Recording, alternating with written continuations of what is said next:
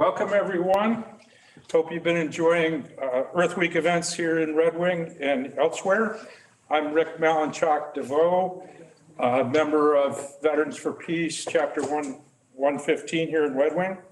A couple orders of business. Bathrooms are down the hall. There's refreshments in the back that you can get whenever you like.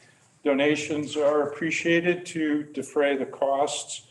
I want to thank Ignite and Tom from Promo Video, Ignite for hosting and Tom for handling the video for us. Tom's prepared a video that concludes with the mission statement of Veterans for Peace, so everyone knows what we do.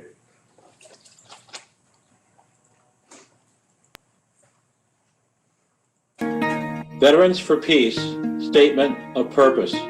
We, as military veterans, do affirm our greater responsibility to serve the cause of world peace.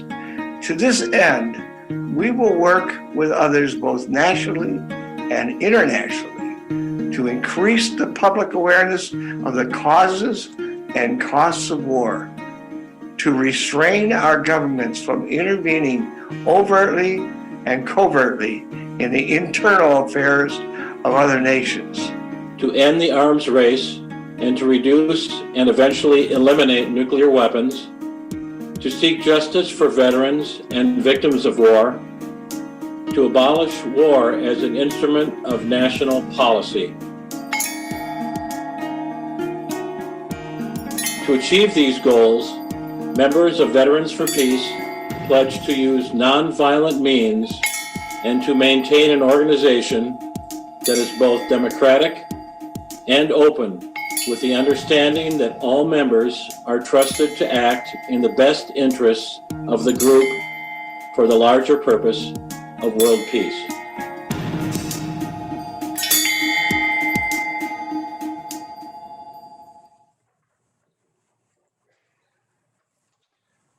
So on to our evening program, Climate Crisis and Militarism. We presented this program a year ago. This is an updated version to coincide with new events and facts that we have. We're pleased to have an expert presenter.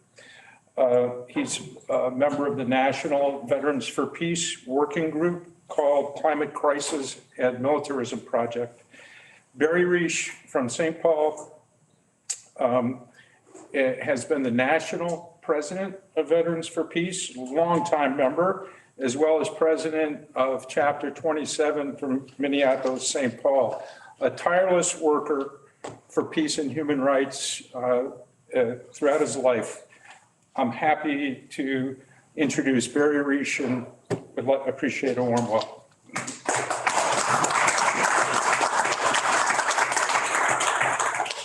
Thank you for that flattering introduction. Of course, I don't feel worthy of it. But just to give you a little format of what's going to happen here, I'm going to introduce a slide, or like a 4-minute video that I think tells the story of war and militarism better than I'm going to be able to do with my talk and my slideshow, which I think the slideshow just will add more icing on the cake in regards to the climate crisis and militarism. But I really like this video, so I'm going to share that with you. I just have a question that I want to put to you to consider while I'm doing my presentation tonight. Can the fight for climate justice can the fight for climate justice without being, can you fight for climate justice without being anti-war? I put that to you as a question to ponder while we look at the presentation tonight. So we're going to show this video and then I'll come back to you. Thank you.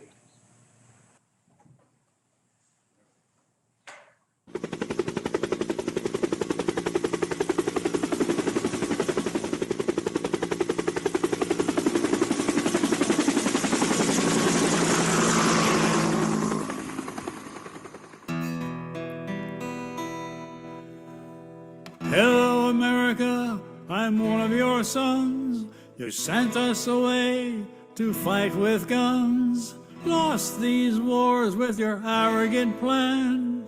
Vietnam, Iraq, and Afghanistan.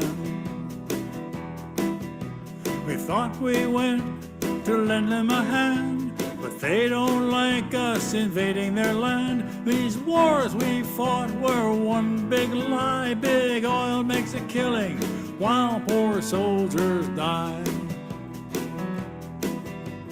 War machine, burning up oil and gasoline. When did we lose the American dream? And when we gonna stop this war machine? We love our country, it's plain to see. Support our troops on our SUVs. Driving blind day after day. Endless war, that's the price we pay. What are we doing? Why are we there? Protecting the business of billionaires. Barrels of guns buy barrels of oil, and children die on their native soil. War machine, burning up oil and gasoline. When did we lose the American dream? And when we gonna stop this war machine?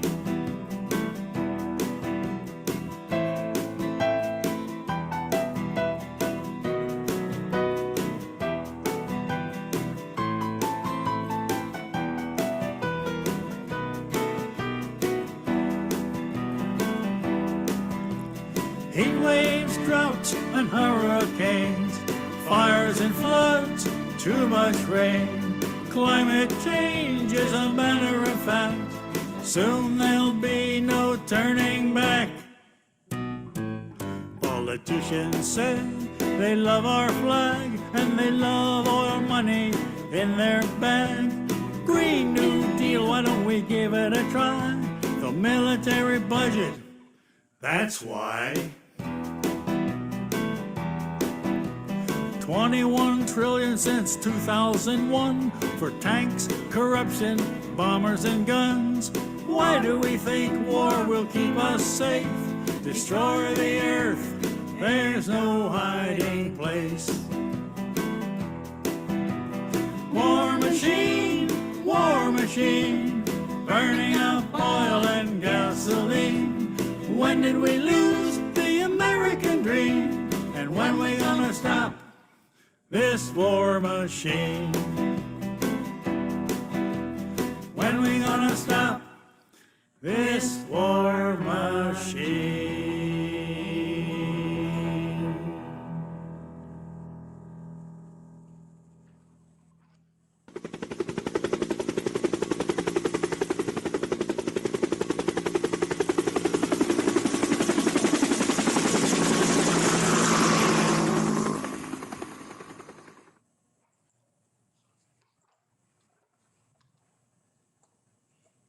Okay, thank you. Hope you enjoyed that. I'm just going to do I got a little written thing that I'd like to read to you all as a beginning of this process here. As you've been introduced as Barry Reach, Chapter 27, I've been Veterans for Peace since 1991. First of all, greetings to all you brave folks who have come out today to learn about one of the largest threats to life on this planet we have before us, our changing climate, and in particular, the part our U.S. military contributes to that crisis. Not an easy thing to hear about, but an essential part of the crisis which needs to be dealt with. Information on this subject is vast and hard to put into a short slide presentation, but I will do my best to inform but not overwhelm you. We at Veterans for Peace have been aware for years of the impact our military has on the climate and its destruction. 3 years ago at a national workshop, a group of us decided to band together to inform the public of this information. We felt especially that all environmental groups were not mentioning this information, and some needed to do so. So we decided that we'd take it on. Part of VFP's statement of purpose is educating others on the cost of war, and this is certainly doing that. Thus was formed Veterans for Peace Climate Crisis and Militarism Working Group, CCMP, a national project at Veterans for Peace. As a young man, I witnessed and participated in war and its destruction, which I regret each day of my life. To counter this regret, I joined Veterans for Peace in 1991 as we were making plans to invade Iraq. We have been at war the entire time I have been involved with VFP. In fact, we've been at war for my entire adult life, in the 80s and Central America and what have you. Really, there was a little lag in between the 75 and the ending of the war, but basically we've been at war in my entire life. And maybe, I don't know how many young people we are watching, but there's kids in our culture today are growing up with war as a way of life. This is the legacy that we're leaving our children, grandchildren, and those youth of today, is that, it's become war as a normal part of life. And it's not right. It's just absolutely not right.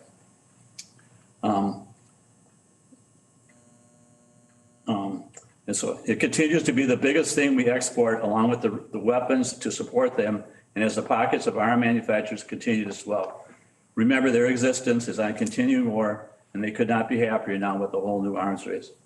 The U.S. military depends on oil for its operation and thus protects big oil and other extractive industries. The U.S. military has often been used to ensure that U.S. companies have access to extractive industry materials, particularly oil, around the world. No, I don't want to I just want to focus on war itself, not particularly in the war in Ukraine, but I'm going to reference the war in Ukraine. So, I mean, it's hard not to, but it just so happens that Ukraine and Russia and China all have many of the extractive resources that we need for our lithium batteries and for metals, and they just have, they're rich. And it just so happens, and of course that's not why people think that we're there, but it's just something to think about. The 1991 Gulf War against Iraq was a blatant example of war for oil. Today, the U.S. military support for Saudi Arabia is connected to the U.S. fossil fuel industry's determination to control access to the world's oil. Hundreds of U.S. military bases spread around the world are in resource-rich regions and near strategic shipping lanes. We can't get off the fossil fuel treadmill until we stop our military from acting as the world's protector of oil.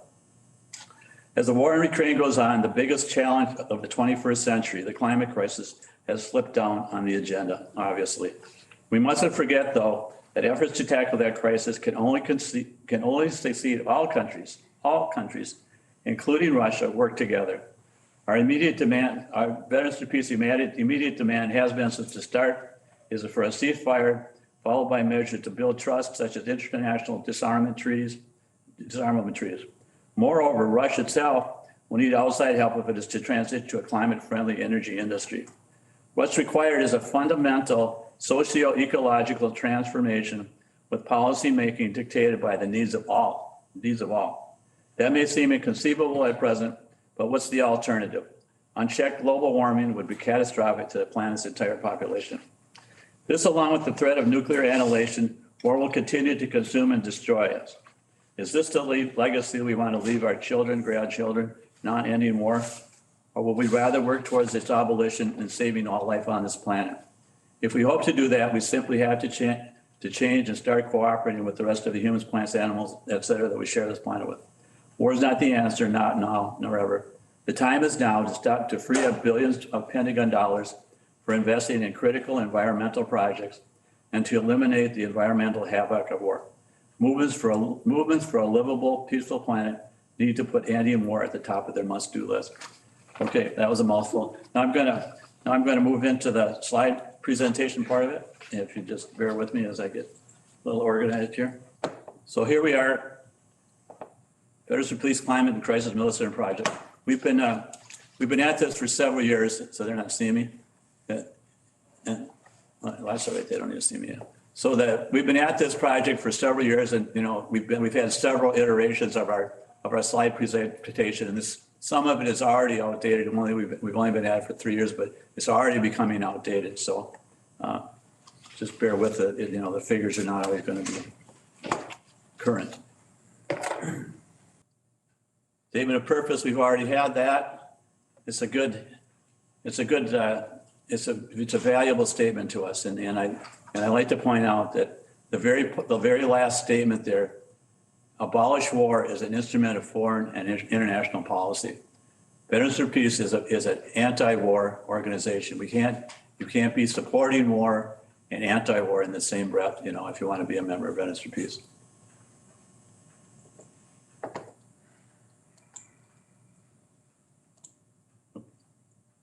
Okay, this is the goals of the Climate Crisis Project. This is the four areas of focus that we want to have. U.S. military emissions, report and reduce, as you know, as it stands right now, since the 1997 Kyoto Protocol, Cheney pushed that the U.S. all U.S. military not have to report their emissions. So as of 1997, of course, the military does not have to report on emissions. So there's no reason why you would know about emissions because there's no requirement for them to do that. So we're pushing that they have to report. We did have a bill established by Representative Lee in Congress last year that they have to start reporting. So we're working on legislation to get that done. And okay, and the U.S. budget, reduced and redirect. The money's being spent. The money, and there's a lot of my slides are going to reference the money and how it's being spent, but we're wasting billions of dollars. What we got, 100 billion into Iraq right now. It's all going towards war and making weapons manufacture, resource, extraction. It takes resources to make bombs and planes, and those are resources that should be going to combating the climate crisis, not pushing the war machine. And the military talks a little bit about greening the military. Well, even if they did green it, the job is still the same. The job is to make war. And bombs they're about killing people. They're about blowing up and killing people. There's nothing environmentally friendly about a bomb. So no matter how they may try to greenwash the state, it ain't going to happen. But anyhow, I'll get into that a little later. Excuse me if I get off my track. Okay. Okay, just one example. I don't know if you know this or not, but the U.S. military, largest institutional consumer of oil and emitter of greenhouse gases, largest institution. Yeah. One of the military's jets, the B-52 Stratofortress, consumes about as much fuel in an hour as the average car driver uses in 7 years. And this isn't just one. This is just one. They have fleets of these things. So these are just going to be some examples of how the military contributes to the climate crisis. U.S. military is more CO2 than many nations. There's varying numbers on this. I think this number says. I'm not sure what the number on the side, but they say like we're the 100 out of 140 countries or something like that. Maybe it's right here. Oh yeah. If the U.S. military was country, it would rank as the number 47 among all countries of the world in greenhouse gas emissions, just from calculating emissions from fuel usage. Think about that. A single organization polluting more CO2 than many mid-sized nations. If you don't think that there's an impact. And again, that military, that's just for fuel.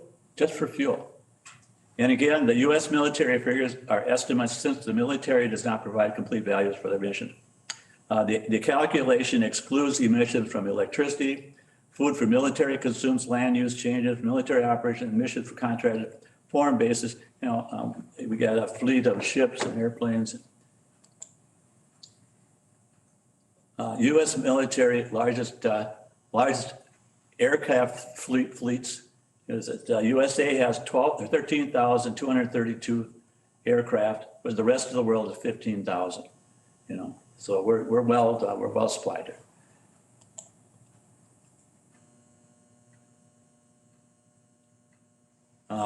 Another boondoggle. You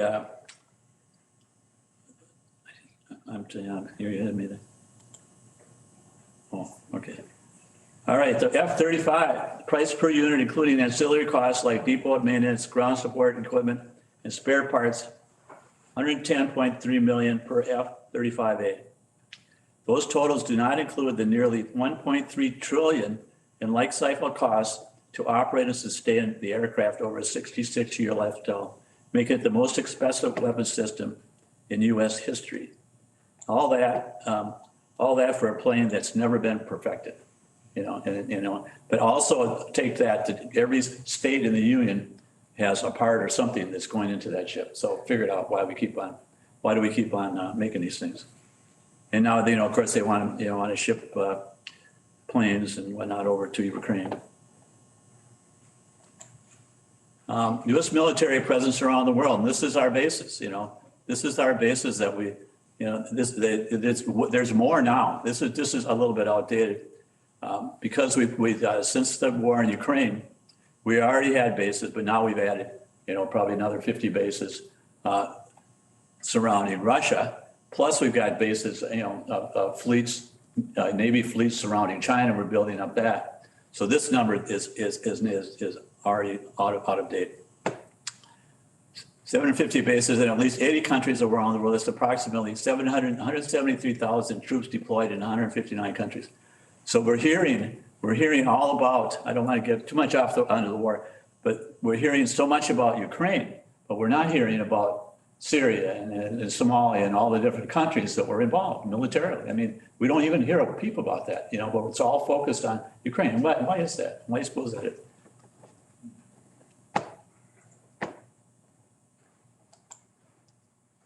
Okay, yeah, so these shows the country who had the number of bases. Japan, Germany, South Korea, NATO bases in that. And of course, it would coincide that the number of troops would be as large as the bases. Bases do range in size from small lily pads that typically provide pre-positioned weaponry and supplies to huge complexes, including housing, hospitals, bowling alleys, golf courses, and of course, power plants.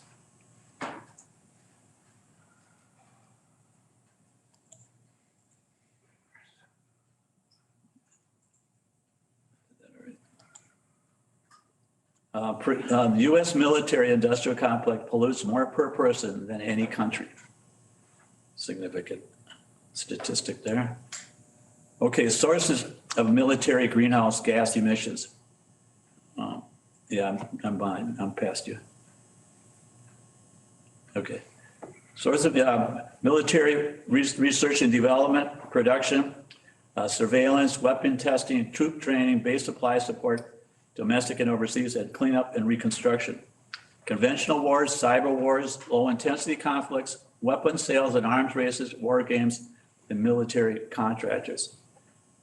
Accurately accounting for military emissions, we've said this before, is a difficult task. Don't forget military contractors and supply chain contributions to all of the contractors, producing the weapons. That's all should be figured in also, the materials and the resources and the labor and money that's put into the arms industry.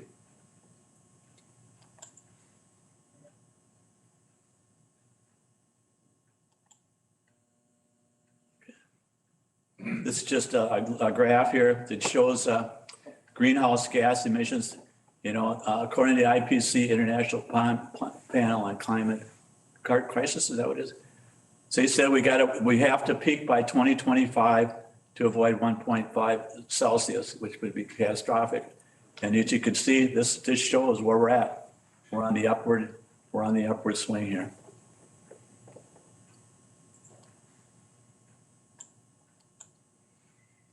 Doomsday clock.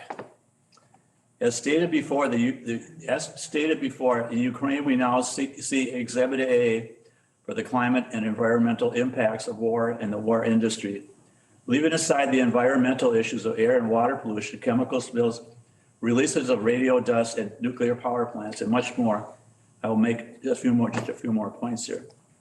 From German media coverage of the war, the billions of dollars worth of weapons, jets, tanks, and trucks that drive the grinding conflict contribute to direct emissions that remain difficult to quantify and which are not accounted for in the Paris target of eliminating heating 1.5 degrees Celsius.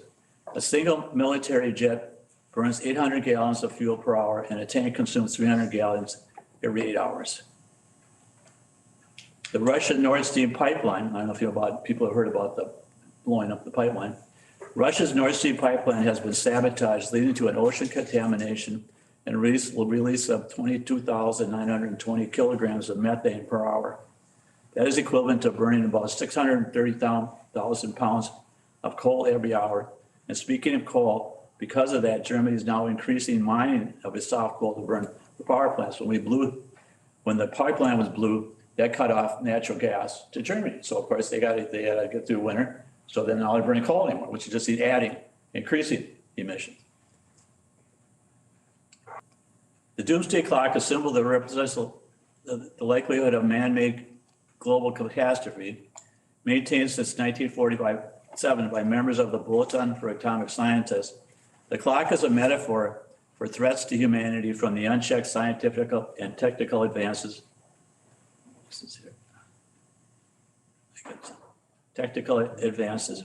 The clock represents the hypothetical global catastrophe as midnight at the bulletin pinnacle, as how close the world to a global catastrophe, number of minutes of seconds to midnight, assessed in January of each year. The main focus influence the clock are nuclear risk and climate change. The Bulletin Science and Security Board monitors new develops in the life sciences and the technologies that could inflict irrevocable harm to humanity. Of late, this one had this showing 100. The clock has been moved now to 90 seconds to midnight, so it's getting closer.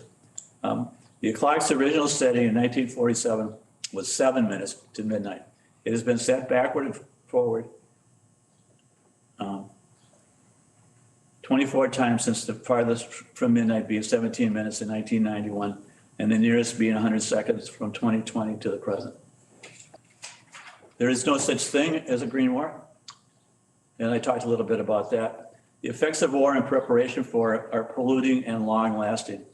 Speaking of the current war in Ukraine, the conflict and environmental observatory state, both the military buildup and the short-term and long-term impacts from fighting will have generated greenhouse gases emissions, and will have generated, of course, they will have generated reconstruction when it comes will be a further and significant carbon cost made necessary by the conflict.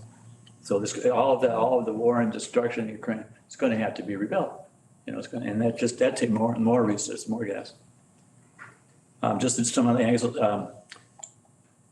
some of the toxins, depleted uranium is used in tank armor and some bullets. It is 40% deleted.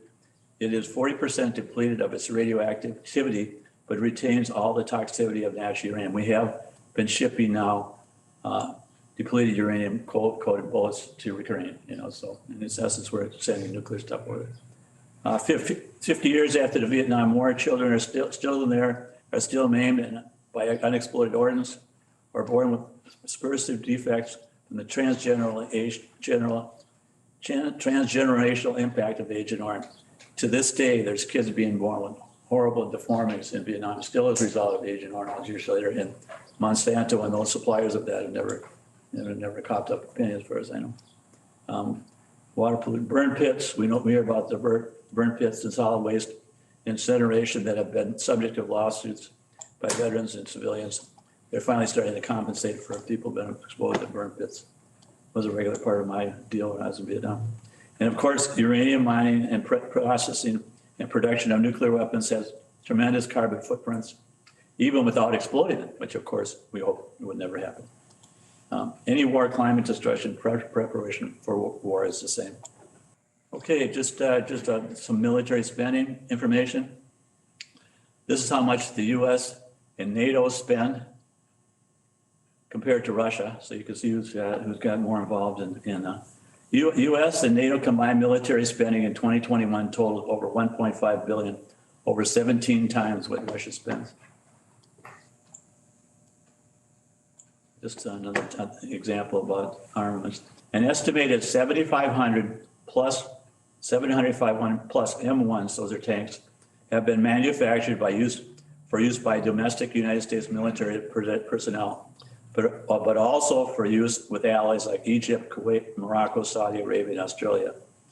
Although the total cost of a single 4-person Abrams tanks can change, the figure can top 10 million per unit when training and maintenance is factored in, according to data from Reuters. The tank, part of a new $400 million package, will be purchased through the Ukraine Security Assistance Initiative. So 400 million going towards tanks. More resources, which could be used for much positive, more positive. I won't spend a bunch of time on these. We're supplying thousands of these Stingers and aircraft missiles. This is just a question on the next one. Can the world have an arms race and still avoid 1.5 Celsius? That's the question. As the climate crisis, as we were making a little bit of progress prior to the war in Ukraine, now it became the high priority. And so that the climate crisis has slipped to the back. So now the question is, with the new arms race, you know, where are we going to end up? You know, things were bad enough before. So, but like I said at the beginning, I don't want to overwhelm you, you know, with information, because it can get pretty dire. It can get pretty dire. So, and I think we did this one already. Okay, just a little bit about greenwashing the military. I've already said some stuff, but reducing the military carbon footprint goes way beyond solar panels on infantrymen's backpacks and experimental biodiesel for naval vessels. Forever wars in preparation continues to damage. We cannot allow the Pentagon to boost the military budget still further in the hollow pursuit of greening the military, because that's exactly what it'll be, is they're consuming more resources to continue war, is basically what they're doing. And the military, I'll talk about that a little bit later. Very little is spent, and I'm going to get to that, is spent on true climate mitigation.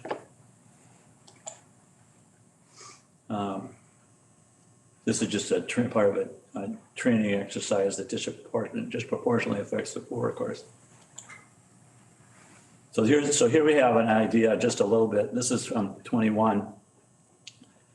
Military would spend that year $801 billion versus the climate at 28 billion. So you can see where our priorities, and it's much worse now. The 369 billion that they allotted over 10 years, I believe it is, for the out of the Inflation Reduction Act that was passed. That's a comparison to that. They're spending like 900 billion on nuclear weapons. So they're going to spend over the next 10 years more on nuclear weapons production than they will on the climate crisis. And that's not to mention that they also threw in more oil exploration, they opening up more land for fossil fuel drilling and what have you. Plus, there's been a big controversy out in the Arctic Ocean or whatever the heck it is, where they want to do more drilling. So you can see what our priorities are. Between 2013 and 2018, the U.S. spent 10 times more on border protection than on climate financing. The USA, the most polluting country, spends the most keeping out climate refugees. And that's, this is where the military, they know about what's coming down, and this is where they're spending the money. The International Organization on Immigration estimates 200 million climate refugees by 2050, but some estimates are as much as 1 billion. Countries with the largest historical emissions, USA, EU, China, Russia, are the countries today that are erecting the towering border walls. And we're at the biggest polluters and contributors, and we're the ones that are putting up the border walls. We could see this wall on the southern U.S. border, Mexico, and here in Baja, California. The U.S. government is dead serious about climate change, but not in the way you might think. While carbon taxes and green grids remain decidedly out of reach on Capitol Hill, planners at the Pentagon have quietly been preparing to take charge of a planet shaken by climate chaos. Investigative journalist Kristen Parenti refers to plans like this as the politics of the armed lifeboat. So that's where the military is concerned about the climate crisis. They know that we have a climate crisis, but this is how they're preparing for it.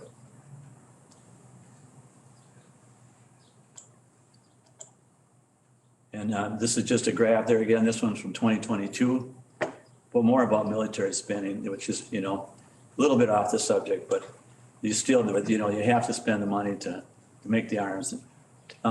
Take a look at what Biden proposed for 2022. Although he has added funding to the non-military side, he has also increased the military budget. Politicians on both major parties routinely approve the National Defense Authorization Act with very little discussion. We have all kinds of discussion about Social Security, healthcare, and education, whatever, but we have little or no discussion on how much we spend on the military. Also, many of the items that would seemingly be included in the budget are omitted. Key items like nuclear weapons, which is a line item in the energy column, And don't forget veterans benefits, Homeland Security, border enforcement, the intelligence agency, and of course, the massive annual interest payment. How do we pay for this stuff? Due on the military's portion of the national debt. Totaled up, the amount spent easily passes 1.25 trillion. That was in 2022. Fiscal year 2022, the federal government spent 28 billion on climate-related activities. So, you can see 1.25 trillion compared to 28 billion. Plus, the Pentagon has failed all 3 audits, so they can't even pass an audit. And then just another chart showing another graph. This is how but let's see, I'm a couple ahead of you. I'm sorry, I'm jumping faster than you. Okay, there, that's right. This is just showing kind of the projected budgets. Of course, they're going to be well beyond that. And the chart again is showing this is where we want to be. This is where we are. The red's where we're going, and that's where we want to be. So we're not on a good path. Okay, it's a matter of priorities.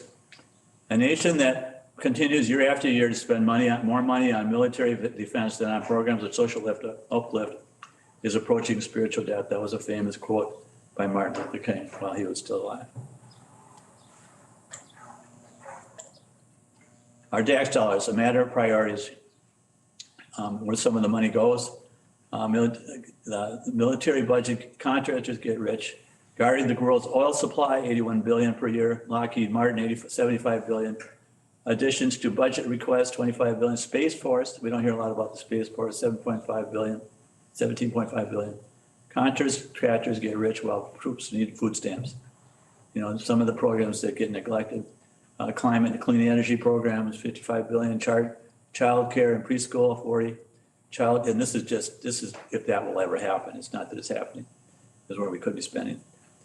Child and earned income tax credits and healthcare, 13 billion.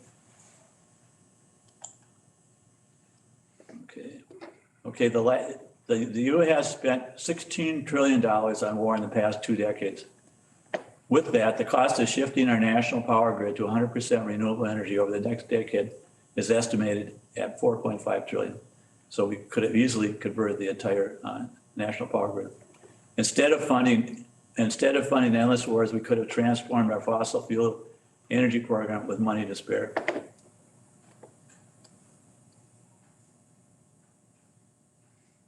Just a couple more examples. 4.5 trillion could fully decarbonize the U.S. electric grid. 2.3 trillion could create 5 million, 15 per hour jobs with benefits to cost of living adjustments over 10 years.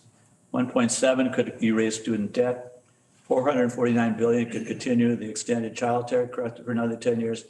200 billion could guarantee free preschool for every 3 and 4-year-old for 10 years and raise teacher pay. 25 billion could provide COVID vaccines for the population of low-income countries. Who benefits? Big CEOs. CEO paid, just average. Big CEO average was 22 million. Raytheon, 22.4 billion. Boeing, 23.4. Northrop Grumman, 19.6. General Dynamics, 18.9. And Lockheed Martin, 2.60. So that's who benefits a lot. And in part, that's, they're lobbyists. They're one of the most heavily lobbied people in Washington are the military contracts, of course. Plus, so I think it's 23 of Biden's staff are from corporate. They're from corporate. They were former employees and still have stock and involved in arms manufacturing business. 23, Blinken and a whole bunch of them. Okay, we kind of talked about that. But this is a chart that shows jobs per 1 million in alternative spending areas. In other words, like the green would be the amount invested and what you get for your investment. And it just shows lively discussion surrounds the topic of how to transition good paying jobs from defense related industries to alternative areas. This is one look at how jobs return money back to the overall economy. As you can see, money in these invested in these many different areas can return significantly larger amounts to the economy than many spent on defense. And they just go right up. Defense is at the lowest. And we got wind, solar, retrofits, clean energy, and the highest bang for your buck is elementary and secondary education. So, people think that, jobs and, we're not ever trying to take away jobs, but we call it just, part of our work is just transitioning to positive, something other than creating death and destruction.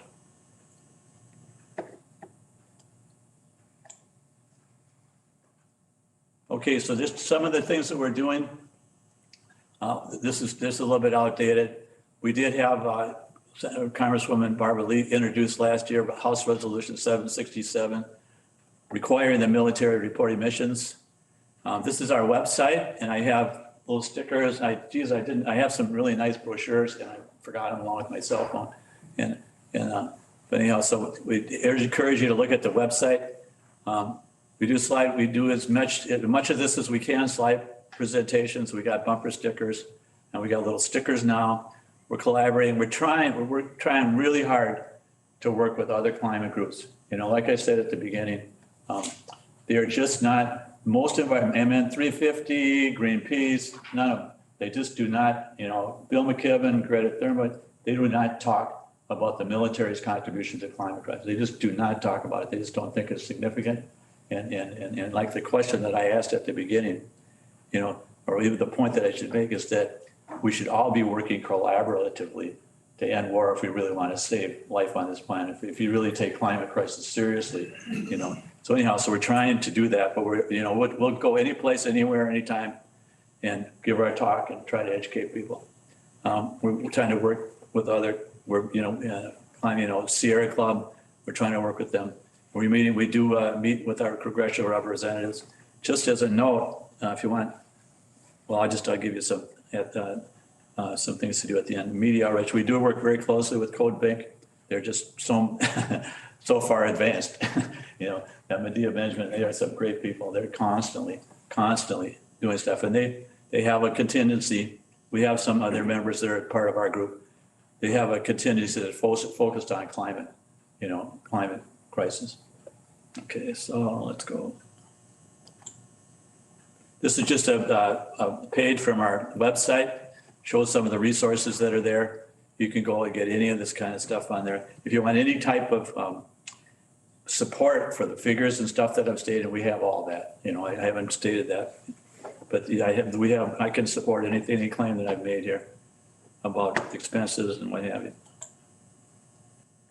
Yeah, and here, this is our brochure. You can go and print it, and I have bumper stickers. You can order bumper stickers. People poo bumper stickers, but anybody pulls up to that and sees that on their car, say, what's that all about? U.S. military, what's that all about? She said, I never thought about that. What's that? I wonder what that's all about. So it's educational. I mean, each one teach one, we can't, obviously we don't have the military budget to spend, so that's what we have to do is each one teach one, So this is a way to do it.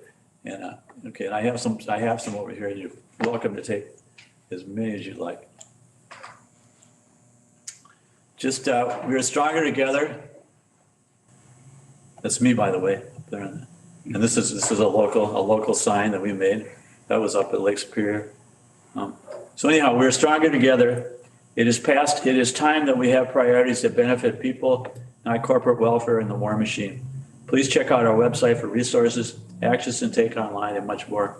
There is a rich history of peace and environmental organizing, and the future of our planet relies on those two movements working together. I look forward to our discussion. Thank you for your attention. I have one more, if there's one more there. Okay, this is from our executive director of Veterans for Peace, Garrett. He says, I don't want to see my child struggling in a world filled with famine, natural disasters, climate refugees, and violence to meet scarce resource demands. As a former U.S. Army sniper in Iraq, I felt it necessary to speak out against unchecked militarism that contributes to the massive climate destruction. Okay, so that concludes my talk. Thank you, Barry.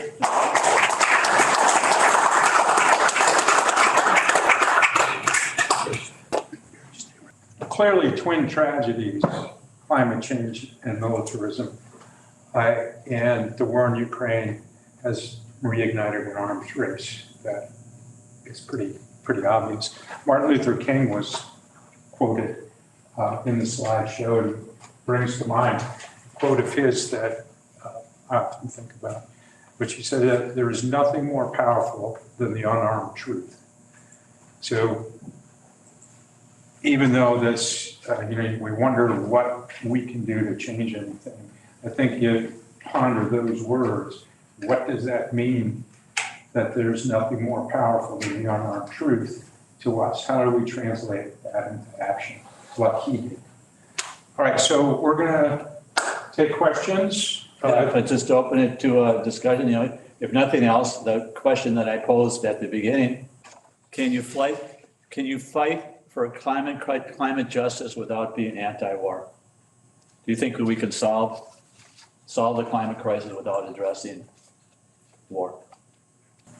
Well, you have Russia, and Putin refuses to do anything right, and I can see the concern that he could just push into all the countries in Europe, and that's kind of the threat we're really worried about too, right? So how do you do it without this? Yeah, this is just, it's such a hard question, because this is what our media tells you. This is what our media has brought you to think and believe. They don't talk at all. All of our media, if we just had the 20th anniversary of the war in Iraq, and most people will say that we were lied to. Every war that we've had, our government lies to us. They do not present information that's going to be anything contrary than the mission they want to accomplish. So if you're listening to mainstream media and not searching out alternative forms of media, you're not getting the straight dope. You're getting our U.S. government propaganda, and they're really good at it. They are completely skilled at it. I want to write a report for our Veterans for Peace newsletter. Why at this juncture in our history, we're facing nuclear Armageddon, we have a climate crisis. Why has all the how many percentage of the anti-war people, the people that have been anti-war for years, are now supporting war? Why is that? Why couldn't, and so in part, is the media. It's the manipulation by the media. So anyhow, just like any war, you have to look at its beginning, and this has been going on for years. It didn't just start in 2021. This has been going on for years. With the breakup of the Soviet Union. I'm not a historian. And I said, oh, shoot, now another war they've got to learn about. I don't know anything about Ukraine, but now I have to learn, because there's going to be questions like that coming at me. And Veterans for Peace, we have within our group, we have people that are supporting the war. And why is that? This is the most significant time in my life. We're facing doomsday. We're facing doomsday. We should all be coming together, not funneling. But anyhow, if you look at the history of if you just look at the history of what transpired there, from the beginning, what would you have done? Well, before I gave anybody another gun, I'd have gone immediately to the negotiating table. Before I had sent any kind of weapons, I would have immediately, let's resolve it. It's not going to end any place but at the negotiating table. That's what's going to end.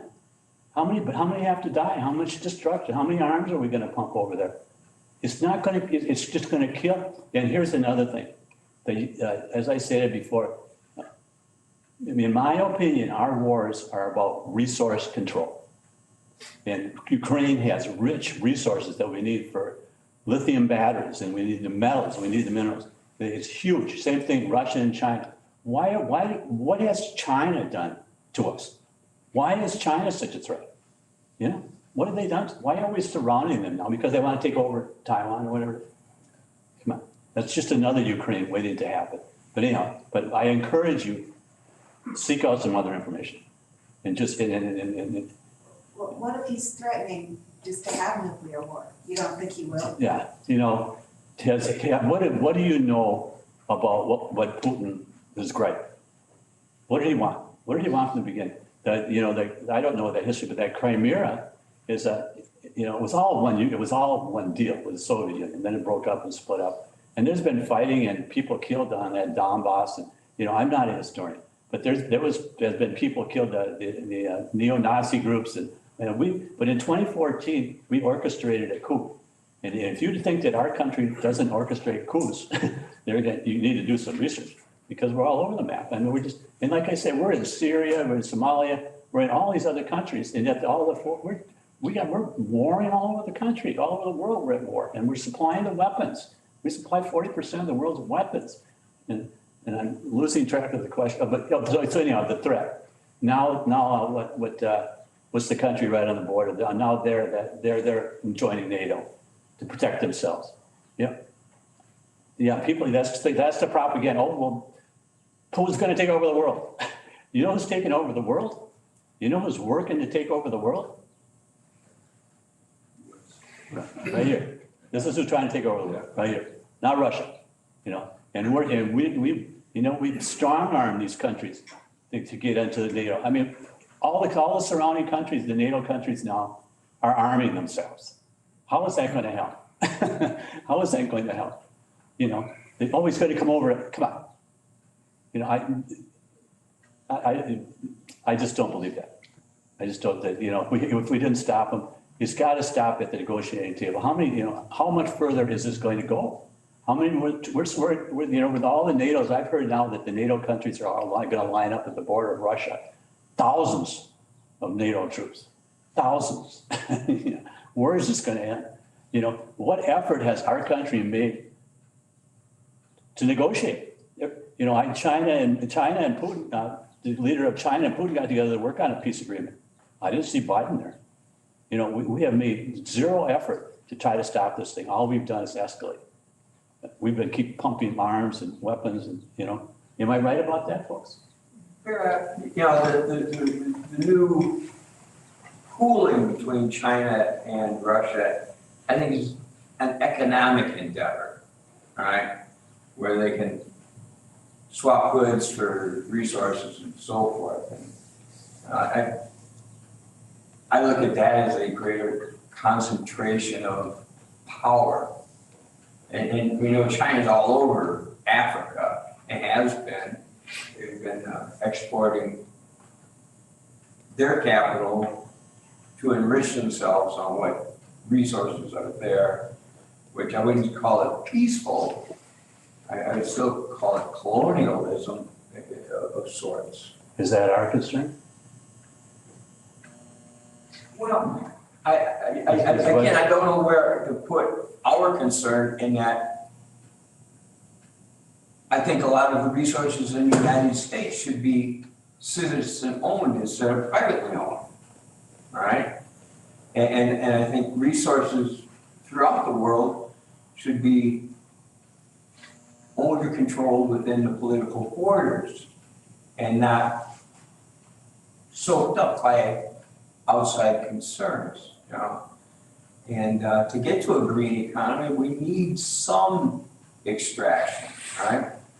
Maybe it's just to get to a point of better wind power or solar. Wouldn't it be great that if instead of invading these countries and robbing and stealing the resources, that we went in and supported democratic governments or non-corrupt governments that actually paid the workers a decent wage, paid what the resources are worth? But no, what do? We go in and rob and steal. Exactly, and the citizens of that country do not benefit. Well, it's the of course not. Oligarchs or the authoritarians. All the business leaders. This has even happened before the Ukraine happened. The European business leaders and now American business leaders are lining up for our involvement in exploiting the resources of Ukraine. There's business deals going on right now about getting tapped into the resources of the Ukraine. This was even before the Ukraine war started. The Ukraine was known as the bread box of the world. Yeah, and now they can't plow the fields because of mining. You don't think that the U.S. was thinking about that before we got involved over there? So what, do our farmers benefit from, that? I don't know, it's just a quagmire. Yeah, well, it's a resource, it's resource control. Yeah. You know, and the sad thing about the whole deal is that people don't see this, it's a proxy war. You know, this is between the United States and Russia. And the Ukrainian people are the victims. They're the victims. They're suffering and dying for our war between, this is about US and Russia, trying to weaken Russia. And people don't see that. You know, but there again, going back, you have no reason to believe that because if you're not looking at alternative sources, or, you know, this is what you think, this is what you hear. Russia's going to take over the world. But look, realistically, look, I showed you the budget. I showed you how much Russia is spending compared to the United States. Come on. And with all empires fail, you know, our empire is in decline. And that's, you know, the China GDP is going to exceed the United States in just a couple of years. We know that, you know, the US is in the decline. We can't continue on the path that we're on. You know, all we do is war. It's not sustainable, you know, and the rest of the world is suffering as a result of our war. That's why I say, can you solve the climate crisis without being anti-war? You know, there's just no way around it. Yeah, Barry, I want to add that if our goal is just simply to drive Russia back into Russia without addressing their concerns, you have to think of the long-term peace. Is that going to provide peace for the long term? Absolutely not. Russia will withdraw, they'll resent, they'll be angry. That'll only create further wars, probably even more destructive wars down the road. So we need to think long term. Yeah, that's why I say that the only way that we're going to solve the problem, we have to, you know, we're all one family on earth, you know, we're all just one family here. Why do we hate each other so much? You do that with your neighbors down the street, you know, if they get pissed off at them, you go start bombing them and shooting them and killing them. You know, we have to come, I said that at the beginning of my talk. We have to come together. We have to work together. You know, ultimately nature's going to have her way. Ultimately, you know, and, you know, I mean, if you ask anybody in this country, how's your winter been? How's this winter been for you? People are recognizing, I've been aware of climate crisis in 1992. I knew them just because I go outside. Things are changing. I've been in Minnesota my whole life. I said, this has changed. Things are changing, you know, and every year it's getting worse, you know, with the record snowfalls, 2 feet of water in Florida, you know, hurricanes, you know, it's just going to get worse. You know, Mother Nature is going to dictate what happens. And so, you know, we can sit and watch it get worse, so we can try. I'm just trying to, I have some grandbabies, you know, my partner's got, you know, I'm thinking, what kind of a world am I leaving for these? Is this what I want? Non-Indian war? Is that what I want to leave for these kids? Come on. What kind of a life are these little kids going to have? I mean, and we should all be in the streets. Like the war is not Russia. The war is on the climate crisis, you know, and Biden does not get it. He absolutely doesn't. He's working good on social issues, trying to help us with the Social Security stuff. But he is a warmonger from the get-go. He supported the Iraq war. You know, he's just a total warmonger from the get-go. You know, and our whole government is. I mean, just about all of our, I don't think there was anybody that didn't vote for this war to support the war in Ukraine in our government. No. Well, it was the same after 9/11. You know, everybody fell in line. Yeah, well, fell in line, yeah. And the thing is, to support peace or democracy, I definitely would not package up what we have here and consider that a democracy. Well, that's another point that's so good is that here we are, this country, out spreading democracy around the world. Come on, look at the state of this country. You know, we got a guy, look at Mr. Trump, you know, and the guy can still run for president. That the guy hasn't been shipped to another country or is unbelievable to me. You know, and their insurrection. Where is the democracy? We don't have a democracy here. It's all run by corporate lobbyists and stuff. And so, but we're the good saint, you know, all spreading democracy. Come on. I mean, it's so ridiculous. I can't even, you know, I'm not a rocket scientist, but I have common sense. I have common sense and common sense dictates to me. I've watched my country for my entire adult life now be at war. And do I think that we're up all of a sudden that we're doing just a great thing in Ukraine? Come on, it defies common sense. It defies common sense. Yeah, even just setting Ukraine aside, Yeah, Ukraine, yeah, exactly. the only unanimity that there is in Congress is about the military budget. It's the only thing that they agree on. Everyone's afraid to vote against it. And, you know, the budget requests, they even go over the president's budget requests for the military. Has been that way for a long time. In 1976, I was on Continental Walk for Disarmament and Social Justice. Many of you have participated in these sorts of activities. You know, when we ended the Cold War, we expected a peace dividend. That didn't happen. We seemed to find one enemy after another to justify the increases in the military spending. When was the last time? And the one further thing I want to say is Howard Zinn, who just passed away a couple of years ago. Most of you are familiar with his book, The People's History of the United States. And he made the comment, because I don't know that we're going to do anything about Congress. He made the comment, it's not who's in office that matters, because these people are going to be consistently who they are, and they certainly are with regard to the military. It's not who's in office, it's who's in the streets. And in my view, we're at that point that if we somehow don't get back in the streets, and I look at this room, and I think quite a few of us in one way or another have been over time, but where is the youth? Where are the people that can drive this thing in terms of organizing a resistance, a popular resistance to this? And I don't have that answer about how we get. You have, I see encouraging signs. I was at the March 18th rally in Washington, D.C., and it was all young people and diverse kids from young people from all the countries that are being impacted by U.S. militarism. They were there, so they're there. And I just gave a talk a couple of weeks ago at private high school over not private, it's K through 12, Breck School, the private school, really, really great school. I gave a talk to 2 different classrooms there. They're just really, that school is unbelievably on top of social issues. I mean, they may be young, wealthy families, but these kids are really getting education.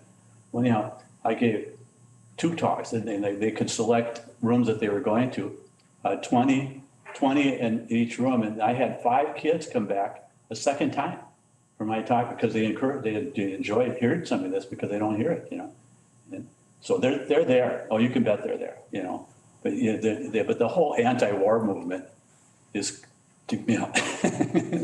but there's a lot. I have, like Jane Fonda, there's just so many different environmental groups that are hard on the climate crisis, but they're not addressing militarism. They're absolutely not talking. I mean, Jane Fonda is on one of our advisory board, and trying to get her to address, this, they're just not talking about. But, there's a lot of people working on the climate crisis, but this is one of the elements they're leaving out in it. But I think they're there. The point is, I think they're there. It's their world, but I want to just go back to 9/11. I got a really old newsletter here that on the anniversary of 9/11, I wrote, so what have we got? What have we got as a result of the 3,000 people? How many people have suffered and died as a result of that, as a result of 9/11, Iraq and Afghanistan, and trillions of dollars, and, when have we inflicted enough harm on the world for that? For me, what I would have done after 9/11, I would have done a little inventory taking, say, well, look, why is this happening? Why did they want to do that to me? And maybe take a little bit of a look at what I'm doing around the world that would have caused something like that. Maybe do a little bit of reflection, and then know what's the first thing we do? We go, Iraq and then Afghanistan, and then how many 20 years later, after we're still in Iraq, spending money on troops, 20 years later, and how many people killed in Afghanistan, for revenge for the trade towers. I mean, what did we get out of it? Wouldn't there have been a better way? I mean, what was the benefit of that? And we still don't know what really came down there. You know, there's a whole conspiracy stuff going on that, but we will never probably know what really came down there. So yeah, I'm sorry I got off the track. I just was thinking. Anybody else got something you wanna? Go ahead. What are some really strong groups you know of that do push for negotiation and peace talks? I mean, isn't that the purpose of NATO? Or is You know, there again, I'm not a historian. I think there was a, you know, it's just like, where's the Department of Peace? Right, We got all kinds of Department of War, and where the heck, where's the Department of Peace? Why didn't they get involved in this thing, you know? We don't have a Department of Peace, you know, but NATO has become largely a military operation. You know, it's arming and people feel safe, you know, I think we strong arm them to joining us, you know? I think we strong because they need our protection, you know, Yeah. Ukraine needs our protection, you know, and, well, I think Ukraine did give up their nuclear weapons or whatever, or having them so that they would be protected by the United States. But, you know, yeah, it's just, that's NATO is part of the problem, the way I understand it. Maybe somebody else could speak better to it than I could, but it's part of the problem.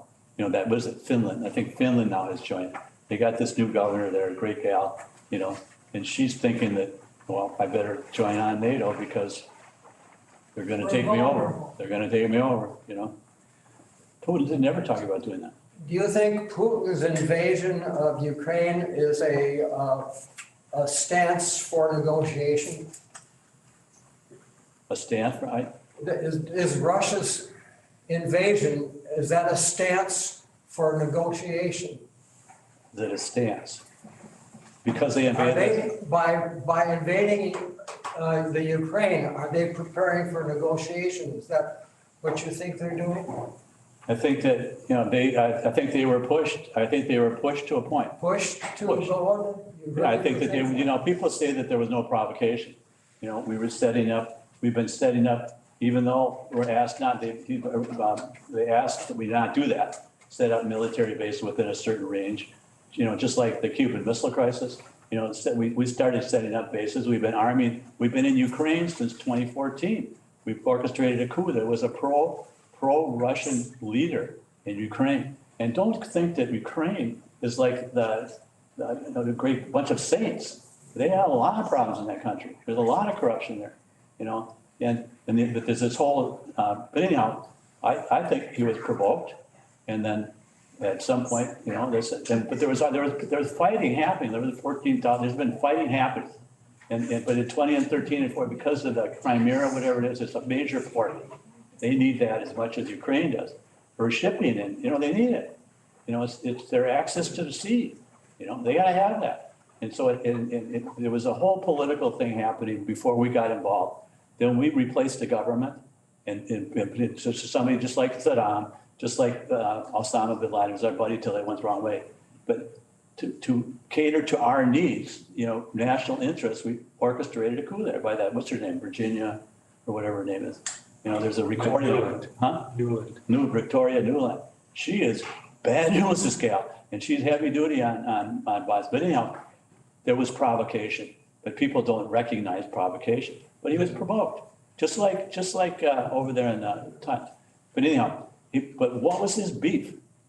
What was his beef? Do you know? What did he want? Why am I doing this?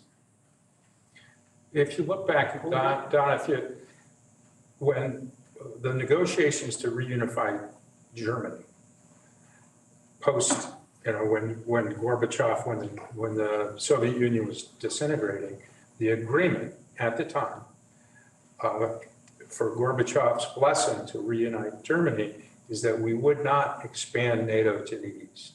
It was the one clear thing that was on the table from the standpoint of the Soviet Union and the Soviets and Gorbachev.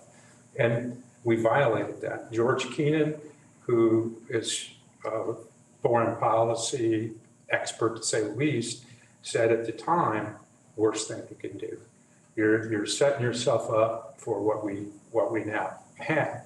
Henry Kissinger, I'm no fan of Henry Kissinger, But just recently, he said, we never should have crossed that line. We never should have done And that. the- So there's a history that dates back, the history dates back to that moment when we promised not to expand NATO to the east. And also We did it anyway. the whole, and then Ukraine, I think Russia was opposed to Ukraine joining NATO. I know it's their right if they want to join, but there was friction about that, you know. But it's a whole political mess between those. I think he wasn't trying to the beginning to take over all of Ukraine. You know, I don't think that was ever part of the strategy. You know, it was to get the Crimea, whatever it is, and you know, in the Donbass region, there's Russian people there. I mean, it's a mix. The whole there's that faction, what they call it, the neo-Nazis or whatever it is, faction in Ukraine, and that's after the coup, that stirred the pot with them. Then they started killing people in the south. Am I talking truth? But I don't want to be a historian. I just know it's wrong. You know, and I don't think that Putin is any more evil than our own president, you know? The purpose, do you know about the Nord Stream pipeline? Did you read Seymour Hersh's article about that? Do I know about what pipeline? The Nord Stream pipeline. Oh, yeah. Did you read Seymour Hersh's article about that? Yeah, I've heard about that, yes. Purposefully orchestrated by our government, by Biden. I heard him on the television say, we have the means and we're gonna do it. He said we did. I watched on public television. And then Virginia Nerdall talking about, great, it's laying on the bottom of the ocean like it should be.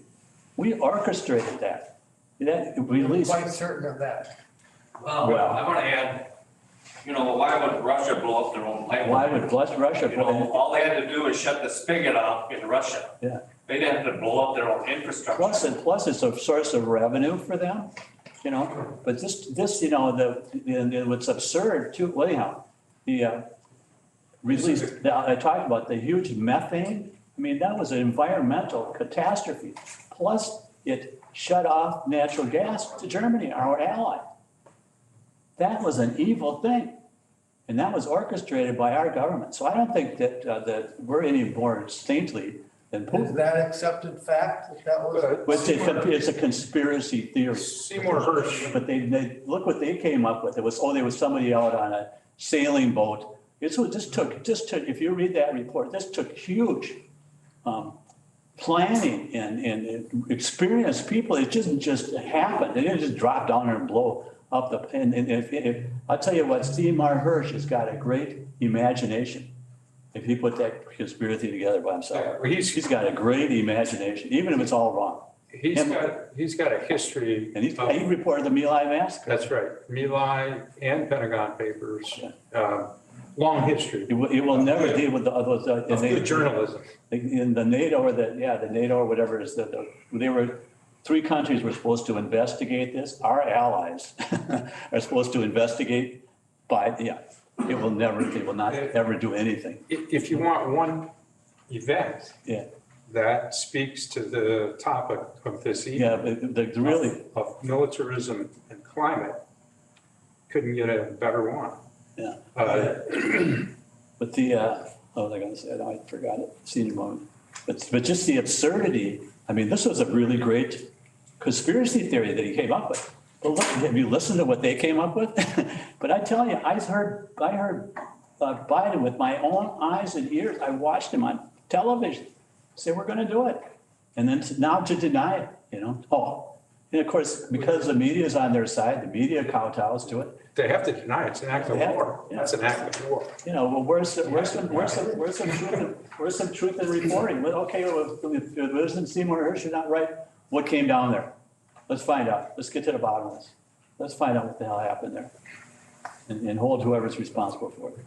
But I don't put it. You know, I didn't blink an eye about probably being true.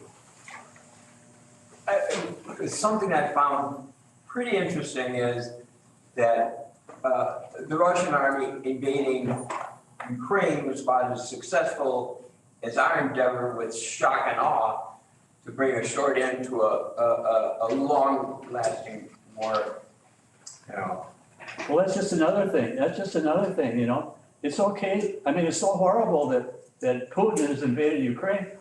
Look at the countries we're in. Look at the countries the United States is involved in right now, invading, occupying. We're there, we're doing it. We are doing it. Where's the outcry? It's all about Ukraine. Why is that? Why? Tell me, why is that? Media, it's media control and manipulation of the people in this country. They do not tell you that. You do not even know that we're there, you know? This country is not in good shape, you know? The government is broken. It's totally broken. It's run by lobbyists, the arms manufacturer, the oil industry, you know, it's broken. It's totally broken. The NRA. Huh? The NRA. NRA, yeah, I'm sure. I'm sorry if I'm being morose and depressing, but I live with this stuff every day, you know, and I can watch, I watch every day. So tell us what you watch, where you watch it. Where do I watch? As far as environmental changes, No. No, The media. I don't listen to media. I get on the emails, I have informed people that are sending me stuff all the time. If you want information, you know, listen to Amy Goodman, you know? Democracy Now. Democracy Now, and, you know, it's John Pilger, Noam Chomsky. I mean, there's a lot of really good sources out there, you know, of people that have information, you know? Veterans for Peace, you know? Maybe you could make a resource list for us to get.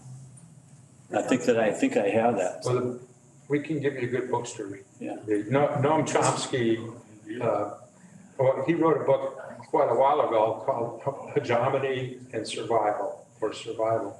And it was all about this. Is the United States going to continue to try to dominate, globally dominate, or is it going to work towards survival of the planet?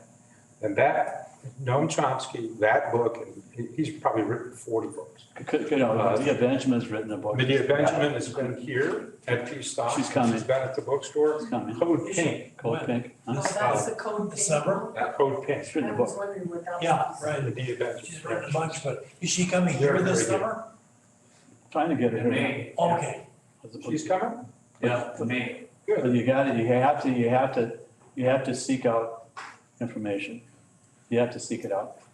One thing about me is, as I got concluded my war and became, I was, what they call it, there's a term for it.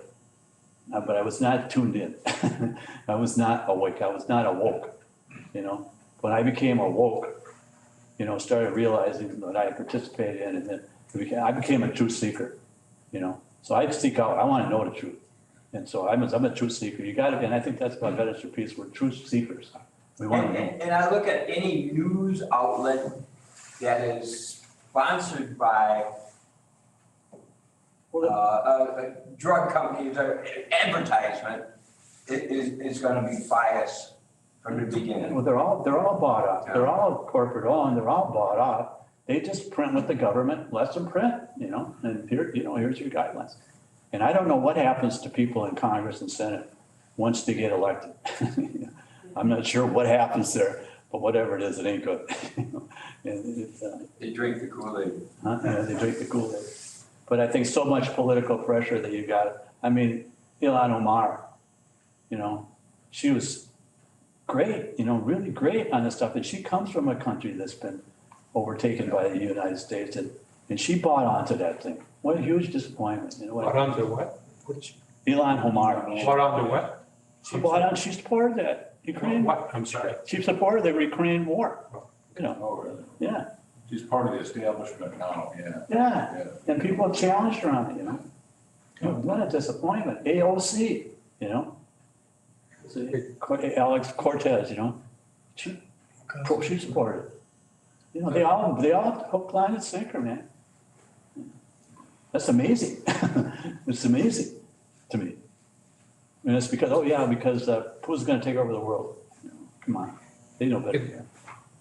The Daniel Ellsberg, who's going to be dead pretty soon, he wrote a book called Doomsday that came out a couple of years ago that I would encourage you all to read. Daniel Ellsberg is the responsible for the Pentagon Papers. he explains in the Doomsday book, he was working for the Rand Corporation, which gave him access to the Pentagon Papers. But what his primary project was, because he was sent out to the Pacific to report on our nuclear readiness in those theaters of war. And what he saw so alarmed him that he investigated into him, letting the public know about what our posture was. And basically some of the things he found out were how close we came to mistakes that could have resulted in the release of nuclear weapons. He also discovered that theater commanders, like the commander of a base, an Air Force base, had the right to release nuclear weapons if he felt he was under attack. So it's a decision that he could make, which is not something that we are aware of. We think the president has the football, but the point of the book is, and it's really amazing. He says, so I released the Pentagon Papers first because I wanted to end the war in Vietnam. He and his brother buried all the documents in a dump nearby, so that after he went through because he thought he was going to jail and everything once he was exposed, they would go get all those documents and publish that report, which he felt was more important. A hurricane came through, went through the dump, and they could never find it. So he finally put the book out after Freedom of his recollections, and after the Freedom of Information Act, he was accessed some of that information. But the doomsday clock that was mentioned, we're closer to midnight than ever before, even the Cuban Missile Crisis. So, you know, in stopping that war, which the most likely thing, if there was going to be a nuclear conflagration, it would be a mistake on somebody's part, not an intentional. But when the tensions are up as high as they are, things are kind of hair trigger, you know, it can happen. At one point, we're 17 minutes away from it. Yeah, you know, in 63, you know, people know about that Cuban Missile Crisis. You know, Kennedy and Khrushchev realized how close they came to really almost destroying the world. And then from that point forward, they started working, we realized the mistake, and they started working to nuclear disarmament. And Kennedy really got, I listened to a speech just before he died, and he really understood what was going to be needed for us to have peace in the world, you know. And from that point forward, we have gone, you know, a couple months later, he's dead, and we have gone contrary to anything nothing at all that what he proposed that we needed to start doing after that catastrophe, near catastrophe.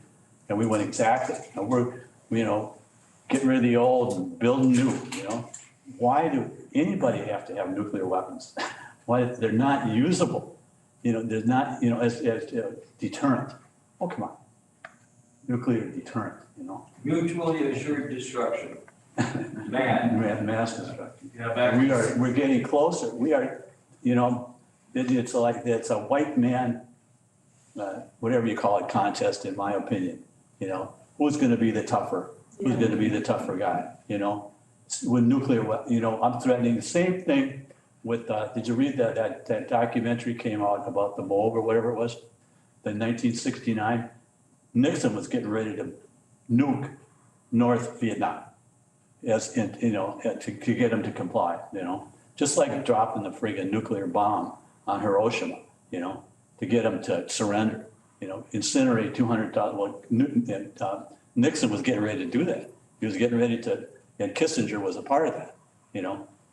And it was the MOB that people organized the biggest massive demonstrations probably ever helped stop that. Finally, we realized that they helped stop that from happening. You know, it's the same thing happening now. You know, it's an intimidation. You know, all right, how much? You know, I'm going to get this many missiles, and you're going to get that many. You know, at what point does it stop? Who's going to stop it? How bad is it going to get? Does it have to come to somebody actually shooting one? We've sent armor-plated, depleted uranium-coated bullets now. So we've got nukes, and that's there again, intimidation. That's intimidation. That's one more push for Putin. Setting troops up on the border, NATO troops up on the border now. more intimidation.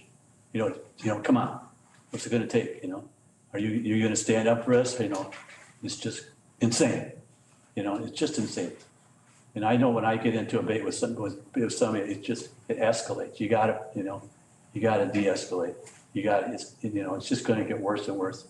But the point is, at what point, you know? You know, in 1962, we averted a nuclear Armageddon because we negotiated, we compromised. Right.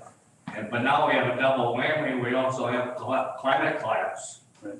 Well, yeah, so that's what I say. We have a double reason here for stopping this war machine and stopping this disaster that's taking place right before our eyes. Yeah, that's why I say, why now? Why in our nation's history, when we're on the precipice of ending life on this planet, have people pulled in, supporting the war? And why? You know, and like I say, I think the media is a big part of it, you know, big part of it. Along with, you know, lack of information, but they're denying lack of information. Any concluding question or remarks? I have one quick question. Yeah. Switzerland, I was just looking at which countries had spent so much on oil and all. And Switzerland at the bottom actually had quite a bit. I was surprised because. Which one? Switzerland.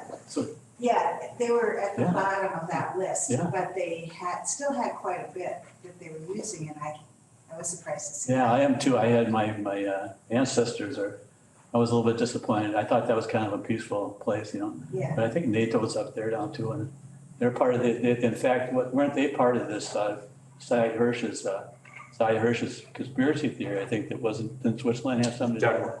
Huh? Denmark. Denmark, yeah. And Denmark, they're another country you'd think would be peaceful kind of place. And now Finland joins the, you know. But I think initially they were in Bulgaria. We had troops in Bulgaria, Romania, or a couple, you know, but now we've got even more. We've got troops on the ground over there. You can count on it, you know. Do you think NATO's outdated? I don't know about that. It's part of the problem.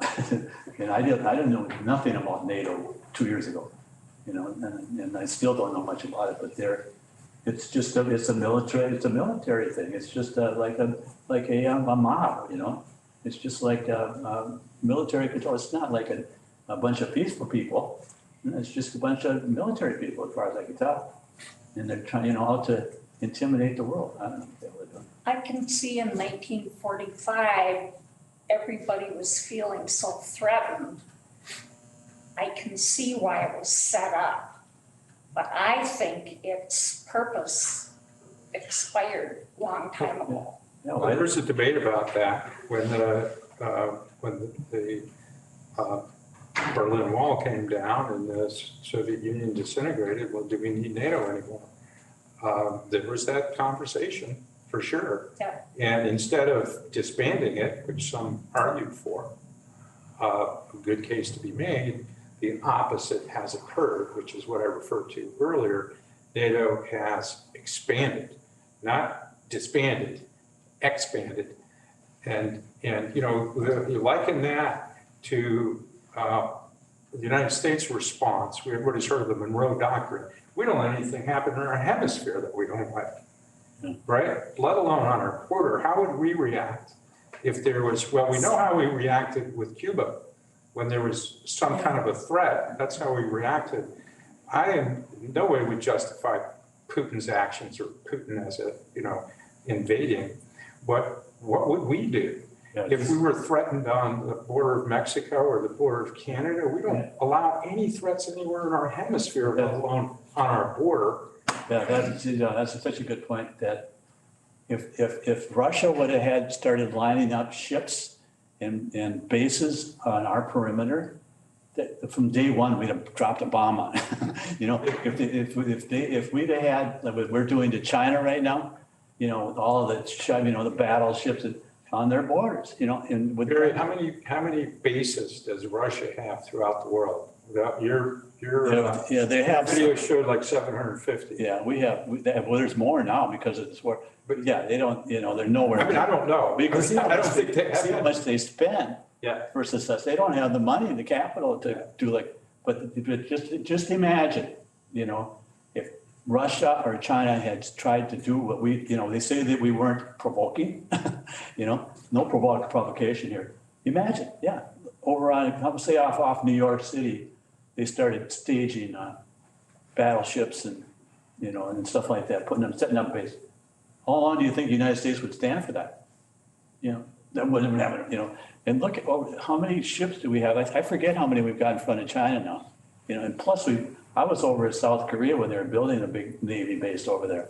The people in Jeju Island out there trying to stop that base from being built, these really brave people, you know, the US Navy in there taking over and destroying some of their most sacred rock and stuff. It was just a horrible thing, and build their stupid military base. We got them in Okinawa, we got them all over the damn place.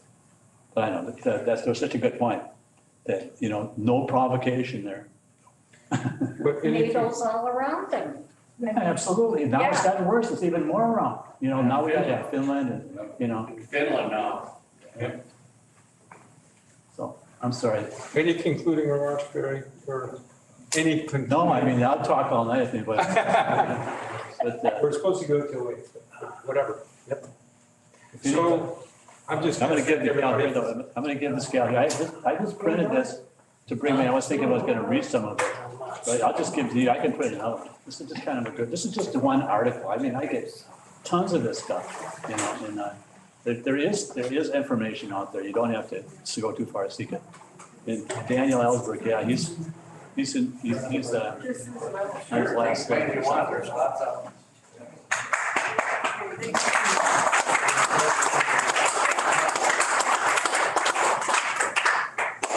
Fill your pocket.